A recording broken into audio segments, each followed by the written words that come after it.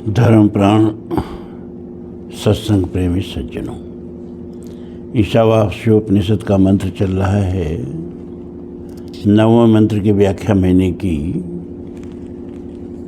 और मैंने भी बताया कि यह मंत्र जो हैं इसके अर्थ में कई लोगों ने अपना अलग अलग मत रखा है और मैंने अपने मत से आप लोगों को परिचित कराया है।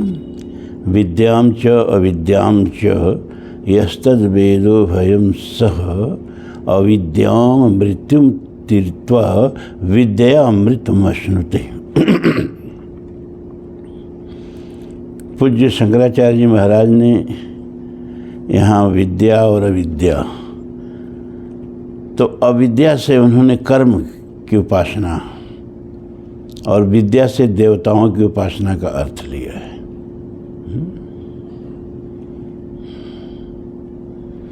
अविद्या से प्रकृति की उपासना और विद्या से देवताओं की उपासना। इसी तरह ने आचार्यों ने भी अलग अलग मत रखा है, लेकिन मेरे समझ में सीधे सीधे आता है कि विद्या का मतलब ज्ञान मार्ग और अविद्या का मतलब है यहाँ कर्म मार्ग से मतलब कि जो केवल कर्म मार्ग में लगे हुए हैं और बड़ा गर्व से सीना तान के कहते हैं कर्म ही पूजा है। लेकिन कर्म करने की वास्तविक विधि का बोध नहीं है, शास्त्र विधि से कर्म नहीं करते हैं, जिस तिस क्रिया को ही कर्म समझ लेते हैं, ऐसे लोगों का अधःपतन निश्चित है। उसी तरह से जो सुना करके कि जगत मिथ्या है, शरीर मिथ्या है, आत्मा ही सत्य है और ज्ञान मार्ग के वास्तविक रहस्य को न समझ के आत्मा और शरीर का भेद और आत्मा और शरीर का संबंध न समझ करके जो अपने को ज्ञान मार्गी समझ लेते हैं, ज्ञान अभिमानी समझ लेते हैं, कर्म की उपेक्षा करते हैं, कर्म का त्याग करते हैं, शरीर की उपेक्षा करते हैं, शरीर का त्याग करते हैं, परलोक की कामना में संलग्न रहते हैं और यह लोक की उपेक्षा करते हैं, ये उससे भी गहरे गड्ढे में गिर जाते हैं, पतन के उससे भी गहरे गड्ढे में गिर जाते हैं। ये हमारे समझ से इसका वास्तविक अर्थ है। जो कर्म और ज्ञान, अब देखो भाई, यह सत्य है कि आत्मा अविनाशी है, सुन तो रखा है ना आपने, तो डरते क्यों हैं मरने से? अब भारतीय जितना मरने से डरते उतना कोई दूसरा नहीं डरता है। बताया गया जो नित्यो शास्त्रोयम पुराणो न हन्यते हन्यमानी शरीरी, और तुम आत्मा हो, शरीर नहीं हो, और आत्मा अजन्मा है, शाश्वत है, और शरीर के मारे जाने से मरता नहीं है। वासांस जीर्णान यथा विहाय नवान गृह्णाति नरो पराणि तथा शरीरान विहाय जीर्णान अन्यान संयाति नवानि दी। जैसे वस्त्र पुराने होने पर हम वस्त्र बदल देते हैं, ऐसे ही जीवात्मा इस शरीर को अनुपयुक्त होने पर, शरीर को पुराना होने पर शरीर को बदल देता है। क्योंकि संस्कृत में आत्मा पुल्लिंग है, याद रखना। संस्कृत में अग्नि पुल्लिंग है, याद रखना। इसलिए जहाँ कहीं हम अग्नि का या आत्मा का पुल्लिंग प्रयोग करें तो वहाँ समझना कि संस्कृत के भाव से बोल रहे हैं, और जहाँ आत्मा और अग्नि को स्त्रीलिंग भाव में बोलें तो समझना कि हम वहाँ हिंदी में बोल रहे हैं। ठीक है। तो कुछ लोगों ने प्रश्न किया कि आत्मा शरीर के पुराने होने पर बदलता, जैसे हम वस्त्र पुराने होने पर वस्त्र बदलते हैं, लेकिन आत्मा तो कभी कभी नए शरीरों को भी बदल देता है। क्या बच्चे नहीं मरते हैं? क्या युवा नहीं मरते हैं? तो ये बात यहाँ बैठ नहीं रही है कि वासांस जीर्णान, जैसे पुराने वस्त्रों को हम बदलते हैं, आत्मा भी पुराने शरीरों को बदल देता है, लेकिन आत्मा तो नए शरीरों को भी बदलते हुए देखा जाता है। यहाँ यह भी प्रश्न उठ सकता है। तो इसका उत्तर ये है ना कि हर शरीर का अपना प्रारब्ध होता है। प्रारब्धम पुष्यते वपुः, जैसे बोलते ना भाग्य भाग्य, तो शरीर का भी अपना भाग्य होता है। इसको कितना सुख मिलना है, इसको कितना दुख मिलना है, इसको कहाँ ठोकर खाना है, इसको कहाँ फूल माला पहनना है। शरीर का भी अपना प्रारब्ध होता है, और वह प्रारब्ध जब पूरा ना हो जाता है, मान लीजिए किसी शरीर का प्रारब्ध है कि 20 वर्ष ही जिएगा, तो 20 वर्ष में ही उसका प्रारब्ध पुराना हो जाता है। तो यहाँ पुराना इस अर्थ में प्रयुक्त किया गया है। ये हाड़ मांस के चमड़े के सिकुड़ने से, फैलने से, ताज़ा रहने से पुराने का मतलब नहीं लिया गया है। शरीर के प्रारब्ध के पुराना होने से मतलब लिया गया है कि हर शरीर का प्रारब्ध होता है कि शरीर को कितना जीना होता है, कितना चलना होता है, जीवात्मा को इस शरीर में कितना रहना होता है, उसके हिसाब से शरीर की उम्र की बात कही जाती है। तो यहाँ गीता की बात कटती नहीं है। लेकिन अब देखो, ज्ञान हमें बताया कि आत्मा अजर है, अमर है, शाश्वत है। बस हमने आत्मा को पकड़ लिया, शरीर को छोड़ दिया। जब आत्मा ही शाश्वत है, आत्मा ही अजर अमर है, और हम आत्मा ही हैं, तो इस शरीर का क्या है? शरीर का क्या है? तो आत्मा में और शरीर में वही संबंध है जो पुष्प में और उसके सुगंध में है। पुष्प के बाद भी सुगंध रहती है ना, हवा में फैल जाती है, हवा में चली जाती है।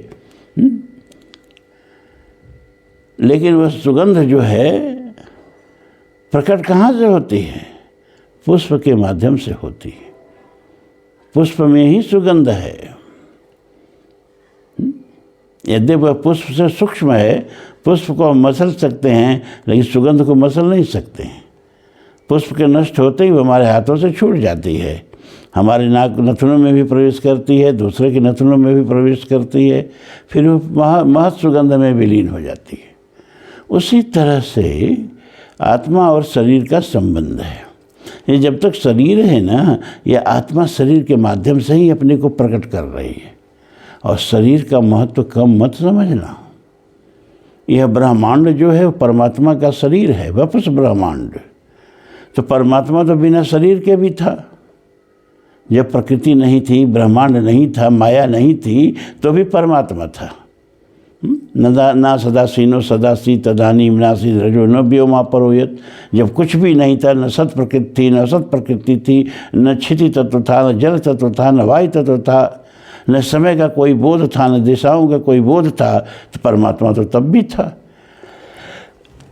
आनिद्वातम सधया तदेकम तस्माधानन्य पर किंचनास। एकमात्र बिना प्राण के प्राण क्रिया करता हुआ परमात्मा था, उससे परे कुछ भी नहीं था। तो परमात्मा ऐसे ही रहा होता। जैसे मोक्ष मोक्ष मोक्ष मोक्ष चिल्लाते हैं ना, मोक्ष मोक्ष मोक्ष। अब बार बार जन्मने, बार बार मरने से छुट्टी मिले, बार बार शरीर धारण करने से छुट्टी मिले। यही सन्यासी लोग, महात्मा लोग हमको सिखाते हैं, मोक्ष के लिए प्रयत्न करो, उपासना करो। तो इस बात पर तनिक विचार करें आप सब लोग सुधी जन हो कि परमात्मा तो मुक्त था ही, उसका शरीर नहीं था, अपने अमृत स्वरूप में था। तो काहे के लिए संसारी बन गया? हम तो मोक्ष मोक्ष चिल्लाते हैं, वो काहे बंधन में बंध गया? काहे अपने अमृत स्वरूप से इस नश्वर ब्रह्मांड को अपना शरीर बना लिया है? और काहे जीव बन गया? वो तो अकेले था, ये सब तो वही ना बना। और क्यों बना? वो तो विवश है नहीं। ये तो हम कहेंगे नहीं कि उसकी व्यवस्था थी, बन गया, उसके कर्म का फल था, बन गया। परमात्मा तो कर्म फल से बचता नहीं, उसके ऊपर है, स्वस है। परवश जीव स्वस भगवंता, जीव अनेक एक श्रीकंता। तो जब वो भगवंता स्वस है, प्रकृतम स्वामधिष्ठाय संभवा में आत्ममाया, अपने प्रकृति को अपने वश में करके, अपने माया से मैं माइक रूप धारण करके नाना प्रकार की लीला करता हूँ, सो केवल भक्तन हित लागी।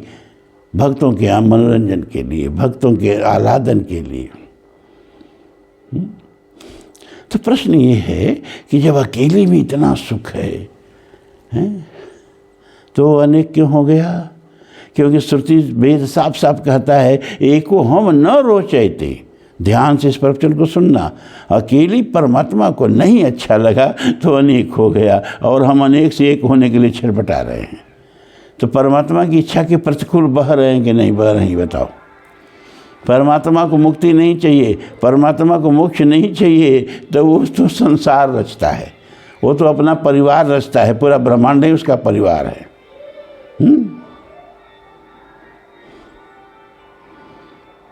और हम शरीर से छुटकारा पा करके, उसका पूरा ब्रह्मांड ही शरीर है, वापस ब्रह्मांड है, और उस शरीर का निरंतर वो देखभाल रक्षा करता है, और उसके शरीर पर तनिक भी कहीं कोई संकट आता है तो तुरंत वहाँ हस्तक्षेप करता है, अवतार ग्रहण करके, नाना रूप धारण करके। और हम हैं कि शरीर को एकदम मिटाने पे लगे हुए हैं। आत्मा अजर है, अमर है, शाश्वत है, इस शरीर की ज़रूरत क्या है? तो आत्मा न माँ है न पिता है, आत्मा न भाई है न बंधु है, आत्मा सखा नहीं है। तो जो मातृत्व में सुख है, हा?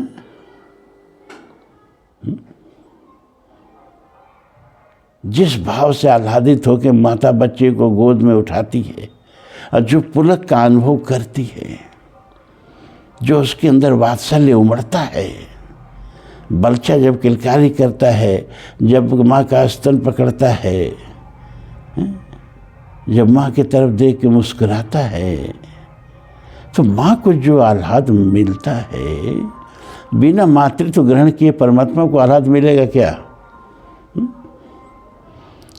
पिता को जो आनंद बच्चे को गोद में उठा लेने पे, कंधे पे बिठा लेने पर, अपने भूखे रह के भी उसके आगे भोजन सरका देने पर जो आनंद मिलता है,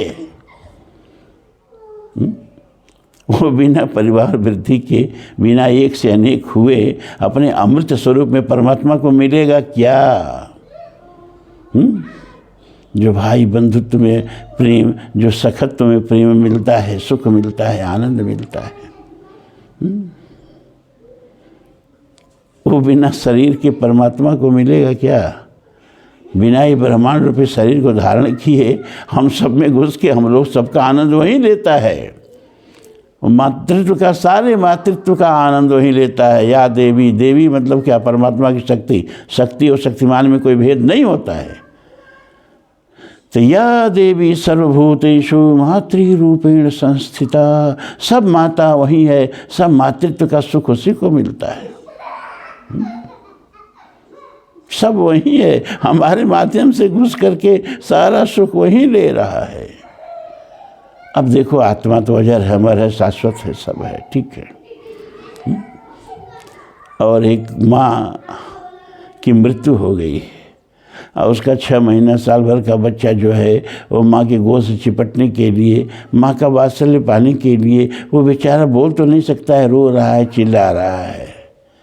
तो माता की आत्मा तो अब भी अजर अमर शाश्वत है, तो क्या वो बच्चे को गोद में उठा करके मातृत्व का सुख आत्मा दे सकती है? सोचिए, विचार करिए, दे सकती है? और तब शरीर का महत्व आपको मालूम होगा। वह सुख जो मिलता भुजा पंगु की ओर बढ़ा देने में। एक अंधा है, एक लंगड़ा है और लड़खड़ा रहा है, वह किसी गाड़ी से लड़ने ही वाला है, वह किसी गड्ढे में गिरने ही वाला है, और दौड़ के उसको बचा लिया। किसने बचा लिया? आत्मा ने कि शरीर ने? कहोगे बिना आत्मा के शरीर बचा लेगा क्या? नहीं।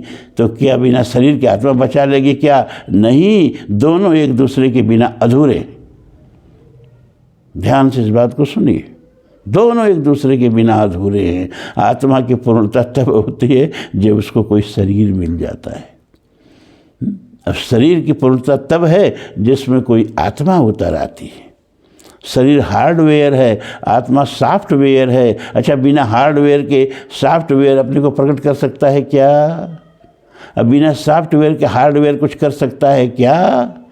नहीं। जब दोनों का संयोग होता है तब जाके एक डिवाइस बनता है। इसी तरह शरीर हार्डवेयर है, आत्मा सॉफ्टवेयर है, दोनों एक दूसरे के बिना व्यर्थ हैं।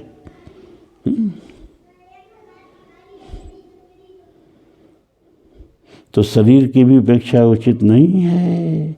शरीर है अविद्या, आत्मा है, शरीर है अविद्या और आत्मा है विद्या, है ना।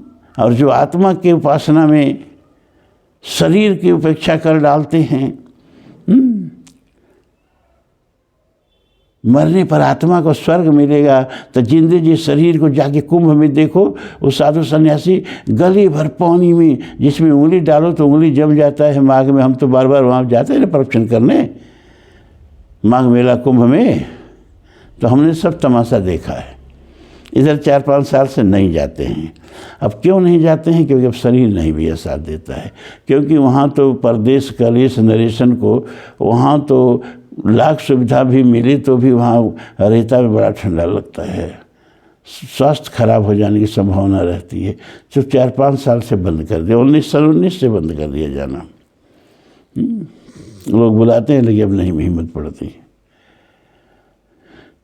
तो हमने देखा है, और वहाँ गए थे हरिद्वार कुंभ में, हम गए थे, वो मार्च में लगा था। तो वहाँ क्या था कि गर्मी पड़ रही है, तेज धूप, और उसमें चारों तरफ धूमी रमा के, और उसके बीच में बैठे हैं वो गालिगा साधु महात्मा। ये शरीर की उपेक्षा है, ये अविद्या की उपेक्षा है, ये उचित नहीं है। यह शरीर साधन है, नदी को पार करने के करना उद्देश्य है, लेकिन नदी को पार करने के लिए नौका साधन है, और अगर साधन के पेदी में छेद हो गया तो उद्देश्य की प्राप्ति कभी नहीं होगी। कालिदास ने कहा शरीर माध्यम खलु धर्म साधनम, शरीर के माध्यम से ही धर्म की साधना करो। तो साफ साफ यहाँ मंत्र कह रहा है कि आत्मा विद्या है और शरीर अविद्या है, और केवल आत्मा आत्मा करते रहते हैं जो शरीर की उपेक्षा करते रहते हैं। जो अच्छा, अन्न उपजाना ये प्रकृति अविद्या है, ठीक है ना, प्रकृति अविद्या है। चलो हम प्रकृति की उपेक्षा कर देते हैं। ये हवा प्रकृति है, हम सांस लेना बंद कर देते हैं। ये भोजन अविद्या है, हम भोजन करना बंद कर देते हैं। ये जल अविद्या है, आत्मा विद्या, ये सब अविद्या है, और जल पीना बंद कर देते हैं। तो जीवन चलेगा? जीवन नहीं रहेगा तो कोई उपासना कोई साधना होगी? अरे पहले जीवन बचाओ, और जब जीवन बच गया तब विद्या की साधना, आत्मविद्या की साधना करो। पहले अविद्या की साधना करो। इसीलिए हमारे शास्त्र अलग कहते हैं, हमारा वेद अलग कहता है, अलग मतलब दूसरी जगह, या जहाँ हम खड़े हैं प्रकरण पर वहाँ नहीं। क्या कहता है? वायो तुम प्रत्यक्ष ब्रह्मासि, हे वायु देवता, आप सबसे पहले प्रकट ब्रह्म हैं। आप प्रकट ब्रह्म की उपासना के माध्यम से ही हम प्रकट ब्रह्म को पा सकते हैं। सीढ़ी प्रकट है, छत अप्रकट है। सीढ़ी पर चढ़ेंगे तब न छत को देखेंगे कि छत में कहाँ कहाँ दरार पड़ी है, कहाँ से पानी टपक रहा है, कि कैसा छत है। पहले सीढ़ी पर चढ़ के जाओगे तब ना। और सीढ़ी को समझ लो अविद्या, छत को समझ लो विद्या। अब अविद्या की हमने उपासना की, सीढ़ी को उठा के फेंक दिया, अब चढ़ के छत पर दिखाओ, बिना शरीर के ब्रह्म साधना करके दिखाओ। नर्तन भव सागर कहूँ बेरो, सन्मुख मरुत अनुग्रह मेरो, कर्णधार सदगुर दृढ़ नावा, दुर्लभ साज सुलभ करि पावा। तो जो न तरई भव सागर, नर शरीर अस पाए, असो नर निंदक मंदमति, आत्माहन गति जाय। शरीर की उपेक्षा आत्मा की हत्या है, ये हमारा रामचरितमानस कह रहा है। ये नरतन जो है ना, ये संसार को पार करने के लिए बेड़ा है। इस बेड़ा की उपेक्षा मत करना। बेड़ा माने जानते हो क्या होता है? जब कई जहाज़ों को, जैसे कारवां, जब बहुत सारे ऊँट एक साथ चलते हैं तो कारवां बोलते हैं। एक ऊँट अकेले लेके कोई चल रहा है तो नहीं। इसी तरह जब बहुत जहाज़ों को एक में जोड़ दिया जाता है कि तूफान भी नहीं हिला पाए, उसको बेड़ा कहते हैं। तो ये नर शरीर जो है ना, ये भवसागर को पार करने का बेड़ा है। बेड़ा का मतलब एक जहाज इसमें है जो भवसागर अकेले पार करा दे, और सब भगवान ने कृपा करके इकट्ठे हमको दे दिया। ये नेत्र है, खाली नेत्र भवसागर पार करा दे। लोचन चातक जिन करी राखे, रहि दरस जलधर अभिलाखे। निदरहि सरित सिंधु सर भारी, रूप बिंदु जल होहि सुखारी। तिनके हृदय सदन सुखदायक, बसहु बंधु सिय स रघुनायक। अरे परमात्मा की प्राप्ति ही न मोक्ष है, परमात्मा में समा जाना ही न मोक्ष है। यहाँ परमात्मा में समाने की जरूरत नहीं है, यहाँ तो परमात्मा ही हमें समा जाएगा अगर हमने इस मानव शरीर का सही से उपयोग किया तो।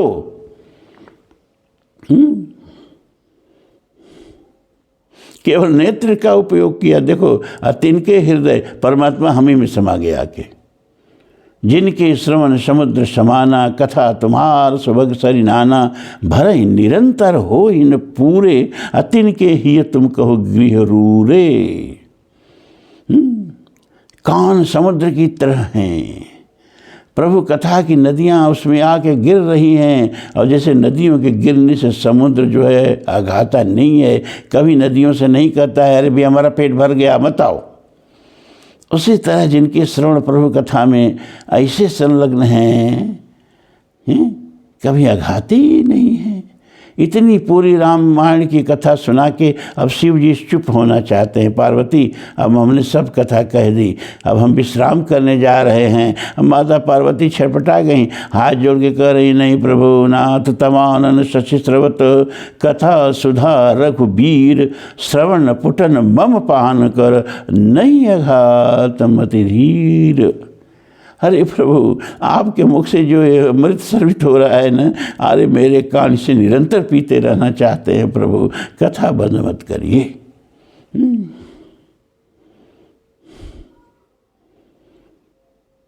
इसी तरह से चरण राम तीर्थ चल जाहीं, कर नित करई राम पद पूजा हैं। और मुख और जिनके जिह्वा क्या है अकेले पार करा दी। गुण तुम्हार मानस विमल हंसन जी है जस। मुक्ता हर गुण गण चुनई, राम बसो ही तास। अरे शरीर तो वो साधन है ना, अब हमें परमात्मा के यहाँ नहीं जाना है, परमात्मा खुद हमारे यहाँ आके हम में समा जाता है। इस शरीर की अपेक्षा यह शरीर है अविद्या और आत्मा है विद्या। और जो केवल आत्मा के बात करके शरीर की उपेक्षा करते रहते हैं, नंगा चलेंगे, जाड़े में भी नंगा घूमेंगे। हम कहेंगे बड़ा महात्मा है, चरण छुएंगे जाके दौड़ के, कहाँ है? अरे नंगा तो अगर नंगा घूमना जाड़े में इतना अच्छा है तो न घूमो नंगा जी, तो दूसरे का पैर जाके क्यों छूते हो? हैं? दूसरा नंगा घूमे जब अच्छा लगता है, वो महात्मा है, तो तुम महात्मा काहे नहीं बनना चाहते? तुम पापात्मा क्यों बने हुए वस्त्र पहन के? हैं? उल्टा सीधा आचरण, मनमाना आचरण ना। हमारा परमात्मा तो देखो जब अवतार ग्रहण करता है तो कितना सुंदर सुंदर वस्त्र धारण करता है, आभूषण धारण करता है, हैं? और आप हो, एक महात्मा थे तो गांव में हमारे आते थे, तो भभूत की गोली बना बना के घर घर लोग बांटते थे, उनके शिष्य लोग, और बदले में हम लोग पैसा डालते थे। हम बच्चे थे तो मेरे मन में ये बात नहीं समा जाती थी कि जिनको पैसा चाहिए उनके घर राख आ रही है, और जिनको भभूत चाहिए उनके घर पैसा जा रहा है। तो विद्यां च यस्तद वेदो भयं सह, अविद्यां मृत्युं तीर्त्वा विद्यामृतमश्नुते। कह रहा है यहाँ ऋषि कि विद्यां च अविद्यां च यस्तद वेदो भयं सह, जो विद्या को और अविद्या को दोनों को सही रूप से समझता है, दोनों का सही मूल्य समझता है, और अविद्या मृत्युम तीर्त्वा, अविद्या से मृत्यु को पार करता है, और तब विद्या से अमृत का भोग करता है। विद्या अविद्या मृत्युम तीर्त्वा। अविद्या से मृत्यु को से कैसे लड़ते हैं हम? मृत्यु की नदी बह रही है, इसके पार अमृत है, अच्छी तरह जानो। और अगर हम इस मृत्यु की नदी में डूब गए तो अमृत की प्राप्ति कभी नहीं कर पाएंगे। तो अविद्या मृत्युम तीर्त्वा, ये शरीर अविद्या है, इस शरीर से मृत्यु की नदी को पार करो। कैसे मृत्यु की नदी को पार करें? अरे शरीर को स्वस्थ रखो। स्वस्थ रखने के लिए स्वस्थ भोजन चाहिए, स्वस्थ जीवन चाहिए, स्वस्थ व्यायाम चाहिए, हैं? मंडूकोपनिषद कह रहा है ना, नायम आत्मा बलहीनेन लभ्यो। कमजोर आदमी को, दुर्बल आदमी को आत्मा की प्राप्ति नहीं होती है। वो तो बैठ के सत्संग भी नहीं सुन पाएगा, वो तो देव दर्शन को भी नहीं जा पाएगा। वो हनुमानगढ़ी की ऊंची ऊंची सीढ़ियाँ वृद्ध लोग नीचे से ही प्रणाम कर लेते हैं, जिनको ये पता नहीं रहता है कि पीछे से भी हनुमान जी दरवाज़ा खोल रखे हैं। जिनको नहीं पता है वो नीचे से हाथ जोड़ लेते हैं, हनुमान जी उतना सीढ़ी हम नहीं चढ़ पाएंगे, हैं? तो हनुमान जी से नहीं मिल पाएंगे। नायम आत्मा बलहीन लभ्यो। इसीलिए शक्ति के जितने स्थल हैं, पीठ है ना, सब पहाड़ों पर है। क्योंकि शक्ति का दर्शन करना है तो अपने में शक्ति होना चाहिए, और शक्ति अपने में है तो इतना सीढ़ी चढ़ के दिखाओ। जाओ मैहर का दर्शन करो, जाओ कामाख्या देवी का दर्शन करो, मनसा देवी का दर्शन करो, जाओ, लेकिन चढ़ो।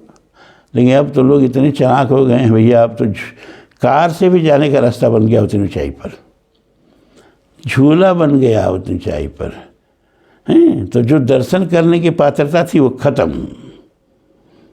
शरीर में तो बल नहीं है। गधा पर बैठ के वैष्णो देवी का दर्शन करने जा रहे हैं, खच्चर पर बैठ के। आपसे मिलने कोई खच्चर पर बैठ के आवे, पता चले आपसे कोई मिलने आया है, कौन कैसे आया है? खच्चर पर बैठ के आया है। कैसा लगेगा आपको, हैं? खच्चर पर बैठ के।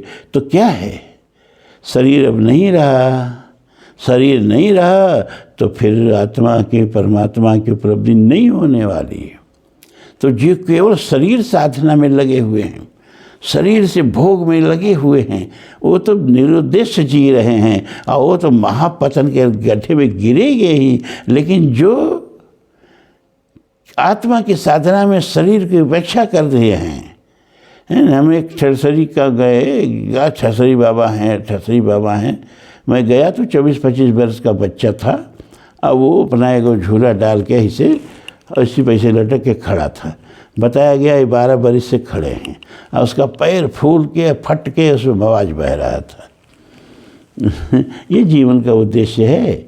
इस मूर्खता को कहा गया कि जो परमात्मा के साधना में, कि हम ऐसे खड़े रहेंगे तो परमात्मा मिलेगा। अरे बाबा, क्या मूर्खता है?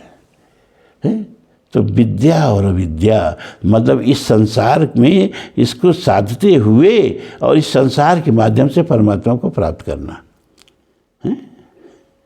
अरे भैया, बड़े बड़े राजा महाराजा परमात्मा को प्राप्त किए और राजपाट संभालते हुए प्राप्त किए। कर्मणैव संसिद्धि आस्थिता जनकादय। जनकादि ने कर्म के माध्यम से ही सिद्धि प्राप्त की।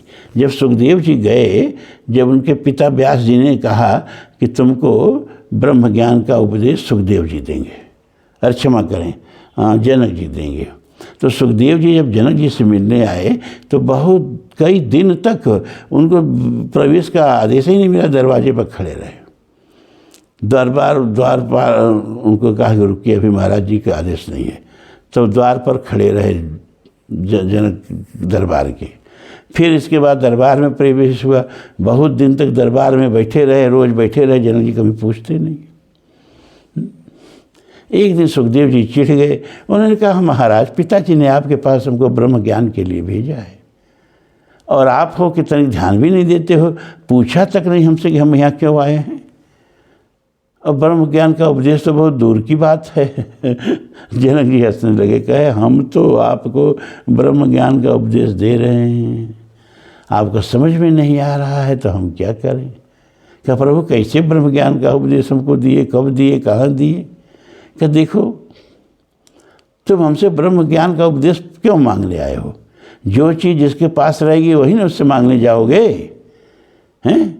कि तुमको पता है कि इनके पास ये चीज़ नहीं है तो वो उनसे मांगने जाओगे? क्या नहीं? तो तुमको ही पता है ना कि हमको ब्रह्म का ज्ञान है, तभी ना हमसे मांगने आए हो। कि हाँ, तो हमको कहीं पूजा करते हुए देखा? बोलो। हम तो उठते हैं और राजकाज के दिनचर्या में लग जाते हैं, रात तक तुम्हारे सामने बैठे रहते हैं, जाते हैं सो जाते हैं। कहाँ पूछे सुखदेव जी, तो इसमें ब्रह्म ज्ञान का उपदेश कहाँ है? तो जनक जी ने कहा था हमने ब्रह्म ज्ञान पाया कहाँ से है? इसी कर्म से पाया है, निष्ठापूर्वक, ईमानदारी पूर्वक, और सारे कर्मों को ईश्वर का दायित्व समझ के, अपने को ईश्वर का दूत समझ के, अपने को ईश्वर का अभिकर्ता एजेंट समझ के हर काम को करना, क्योंकि परमात्मा ने ही हमें ये दायित्व दिया है। अपने से किसी को कोई चीज़ नहीं मिलने वाली है। शाम का भोजन भी परमात्मा की कृपा से मिलता है, बिना परमात्मा की कृपा से शाम का भोजन नहीं मिलने वाला है। तो इतना सारा जो वैभव आपको मिला है ये परमात्मा की कृपा से मिला है।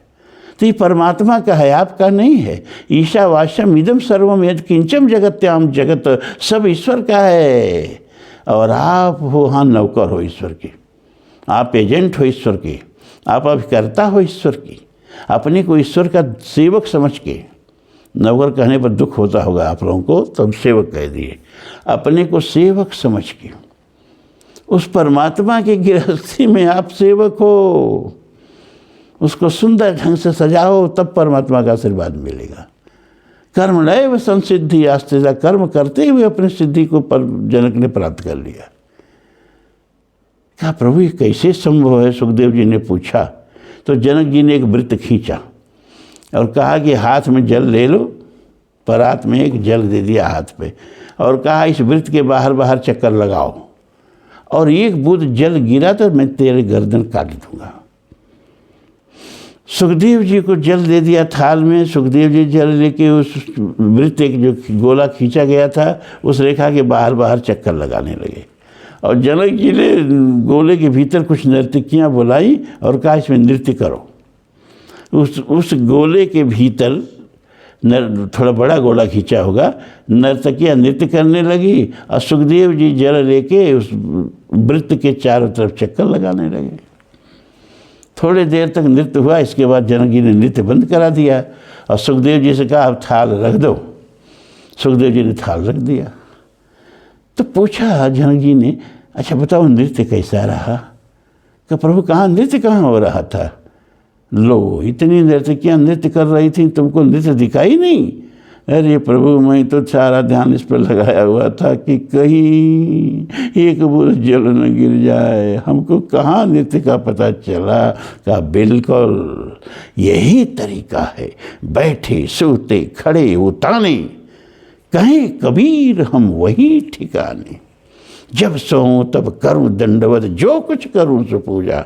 गिरह उदान एक सम देखो, भाव न लाऊं दूजा। संतो सहज समाधि भली। समाधिस्थ होके कर्म करना इसी को कहते हैं। ब्रह्मण्याधाय कर्माणि संग तक्त्वा करोते है, लिपते सन पापेन पद्मपत्र वाम्भसा। ब्रह्मण्याधाय, ब्रह्म के लिए कर्म करो भैया। जो भी कर्म है ये समझो ये परमात्मा खेती है, धरती काहू की न भाई, वो परमात्मा की कृपा से धरती का एक टुकड़ा मिला है। खेती करो परमात्मा के लिए। कोई भी काम है परमात्मा ने सौंपा है, माइंड इट केयरफुली। हर पढ़ा लिखा IAS हो जाता है, हर चुनाव लड़ने वाला जीत जाता है, हर MLA MP प्रधानमंत्री हो जाता है। जा पर कृपा राम के होई। तो सब कुछ प्रभु प्रसाद है आपके पास। प्रभु प्रसाद शुचि सुभग सुवासा, सादर जासु लहई नित नासा। सब परमात्मा का प्रसाद है। परमात्मा के हम सेवक हैं। हमारे चारों तरफ परमात्मा ही नाना रूप धारण करके है। भाता पिता बंधु गुरुदेवा सब कर दृढ़ जाने मम सेवा।